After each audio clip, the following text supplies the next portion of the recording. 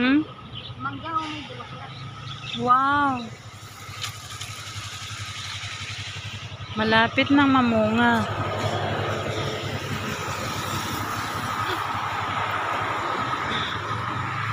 Malapit na tayo? Ah, malapit. Welcome to Ang Mo Kyo.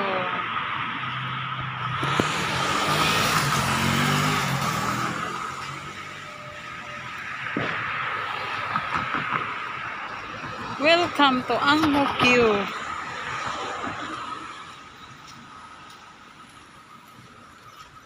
Tapos yung bahay mo malapit na dito na. Ayan, dahil mo. Ah, Sakay pa ako ng bus. bus. Ah. Papunta ng meron pang mga 6 bus stops ata. Oh, pero malapit na sa amin. Oh, dito at least dito sasakay diretso na. Sa amin malayo. Pero okay lang yan. Wala naman kaming curfew. Wala naman kayong curfew. Kaya nga. Kahit ating gabi na kayo. Diba nakauwi nga akong 11:30. Ako nakauwi ako noon 8. Message ko yung amo ko. Sabi ko nag-ano talaga. Sabi ko, ma'am, sorry today I'm late because I lost my way. Sabi ko, where are you? Sabi ko, MRT.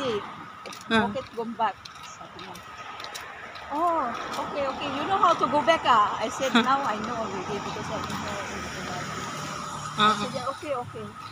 Ang laki ng punong kahoy, oh. Baliti yan, ah. Sa atin yan, may nakatira. Meron. Meron nga. Pero sa atin takot lumapit sa ganyan. Sa atin naman. Takot lumapit Dito, sa... parang wala lang sa kanila. Sa atin takot pag may punong kahoy na ganyan. Kasi yung iba kasi kinukuha. Hindi masyado mataas yung mga buildings nila, no. Ganyan lang.